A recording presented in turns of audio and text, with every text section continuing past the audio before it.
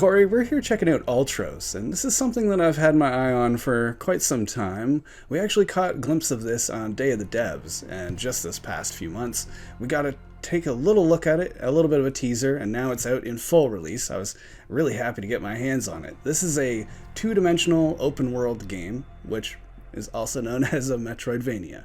And it is Metroid-vania through and through, but with a little twist of its own and a really crazy visual style of its own. But getting into that, what was your first impression? Well, I think, like you said, the visuals of this game are what kind of catch you first. It's a very psychedelic feel. One of actually the art directors from Hotline Miami was involved in this game, so you get a lot of vibrant colors here. There's a lot to look at, a lot to take in early on. We'll kind of touch on that in a little bit. But honestly, Scott, the first thing I noticed here was the audio and the visuals here. This game kind of just immerses you immediately into this psychedelic Metroidvania type world, and we start our story that is, I'm going to say it's a weak story. It's a little disjointed throughout the game.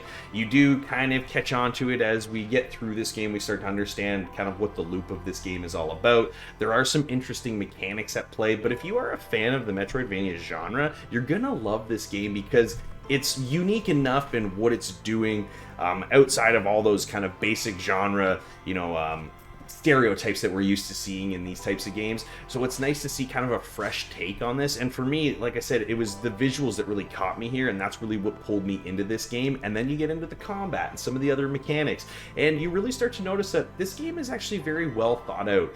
As kind of weird as it seems altogether, there's a lot of things that work together here, and you don't really notice it until you start to play through. And I think early on, you and I both had the same kind of feel like, what are we doing here? Like, we're going through this loop, we're trying to get to the different types of bosses at the end, and then be able to unlock new kind of moves and features and all different kinds of things like that. But at the same time, once we beat that boss, the loop starts all over again, and we're kind of like, what's going on here? And the first few times you and I think struggled with understanding exactly what was happening, but once you catch your stride, I think that's where this game really unlocks for you. Oh, absolutely. The first thing, of course, was I've been calling it the YTV color scheme. If anybody's from the early 2000s, you might remember that. Very bright orange and greens, and that gets a little bit visually distracting. And I think that's, I want to get it out of the way first. That's my first issue with the game, is that although it was first attractive, and I'm looking at it going, what the heck is this? You get into some of the high-paced combat, and you're trying to explore. Some of these backgrounds are just really muddying my perception of the game. And that was something that got a little bit frustrating, but not necessarily ruining my time or anything like that. But we get past that initial look, and to what you say, the combat. The combat is nice and solid. This is something that's has to be. It's very key to a Metroidvania, but in this case, there's a little bit of a system at play. If you hit something with the same attacks multiple times, it does less damage, and it also ruins the reward you get from it. So you're incentivized to learn a really long combo, or kind of figure out different attacks, create your own kind of combo of sorts to fight some of these enemies, and that matters a lot when you come to the boss fights. And the boss fights are pretty varied, pretty interesting as well, and I liked that because it gave me something.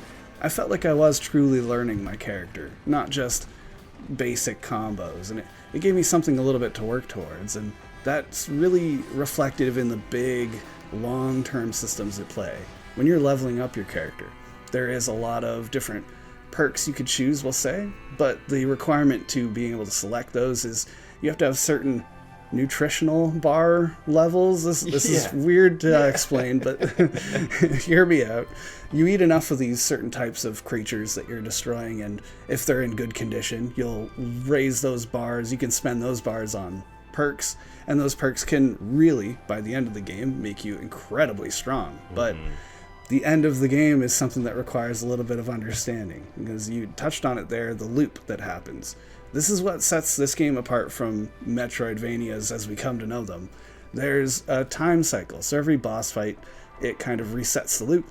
You start off right back at square one, and that was extremely frustrating to me at first. Yeah, it was. Because I spent extra time kind of unlocking these perks, and although I didn't select them, that's another complication. I unlocked them so I could explore all the options, and then it felt like I just lost everything. I don't even have a sword anymore. Yeah. You have a little companion device that kind of gives you the ability to open up things further on down the game, and that was taken from me. And I'm thinking, what gives? I just made all this progress and it's gone. But a couple loops later, I understand what's happening now. Okay, here's the sword right off the start. I know where to get that.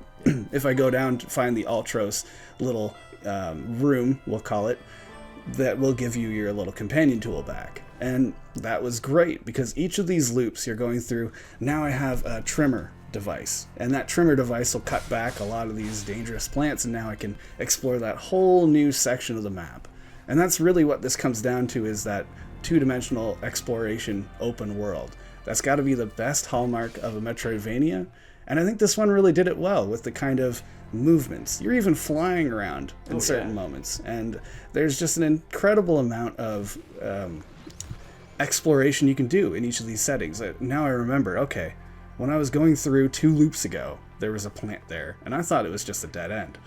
And you go back and you find out all these little secrets and level your guy even stronger and stronger, and there's a lot of intricacy to that as well when it comes to growing the different things around you, because these plants, these creatures that you kill, they're all things you can plant in the ground, and there's a gardener character that helps explain that to you.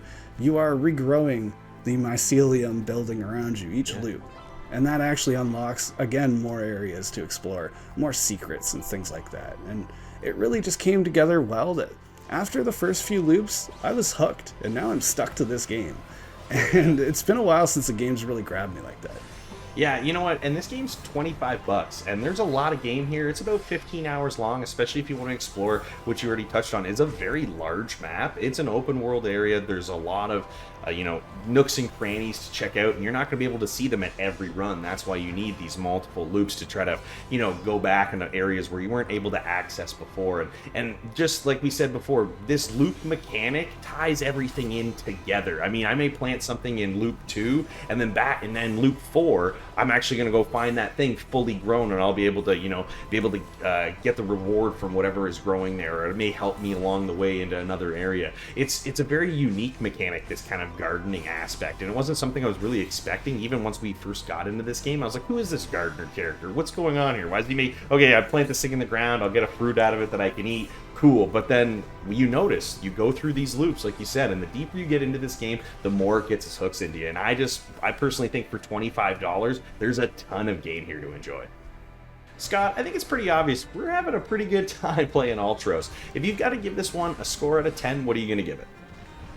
I'm here with an 8 out of 10. I believe this is a very good entry to the Metroidvania subgenre. It does a lot of the things I've loved Metroid for all of these years, but it has a twist of its own, and I really like that. I wish the combat was a little bit more difficult, but I'm nitpicking at that point. You know what? I'm right there with you. I'm an 8 out of 10 as well. I think the visuals, the audio, are the things that are going to hook you first. As confusing as they may be at times, it's really what brings the charm to this game, and the deeper you get into it, the more fun you're going to have. And for $25, you really can't go wrong.